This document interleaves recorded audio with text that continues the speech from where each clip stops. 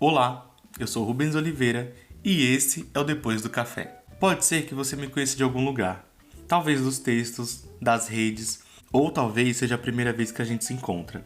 Eu venho de um caminho onde o silêncio por muito tempo foi necessidade e por conta disso cresci aprendendo a observar, a entender e a ler as entrelinhas e o que estavam nelas, fosse nas pausas, nos gestos e nas palavras que não foram ditas.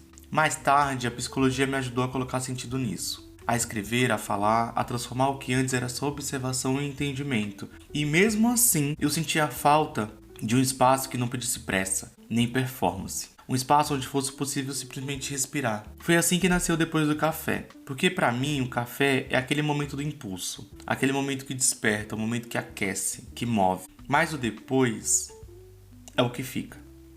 É um intervalo entre o que você sente e o que você vai fazer com isso. E é nesse depois que eu quero te encontrar.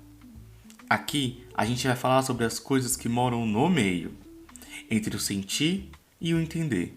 Entre o agir e o esperar. Entre o mundo e a alma. Bem-vindo ao Depois do Café.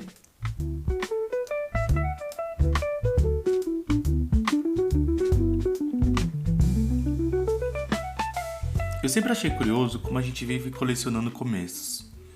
A gente começa um livro, começa uma dieta, um projeto, uma terapia, um amor, mas quase nunca fala sobre o depois. O depois é quando o encanto passa, é quando a realidade começa a apertar, quando o silêncio chega, quando o espelho começa a devolver pra gente aquilo que a gente ainda não quer ver. E é justamente aí que mora o que é mais humano. O Depois do Café é sobre esse lugar. Sobre o espaço entre o que a gente diz e o que a gente sente.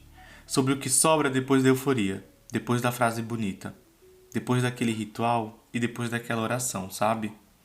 Porque no fim das contas, é sempre no depois que a vida pede pra gente amadurecer. A cada episódio, eu quero te convidar para pensar junto.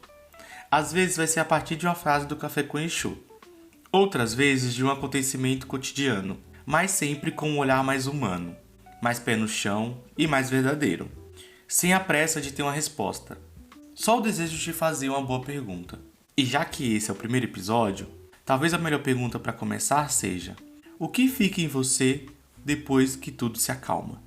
Depois da mensagem, depois da conversa, depois do café? O que sobra quando o mundo faz silêncio? Eu sou Rubens Oliveira e esse é o Depois do Café.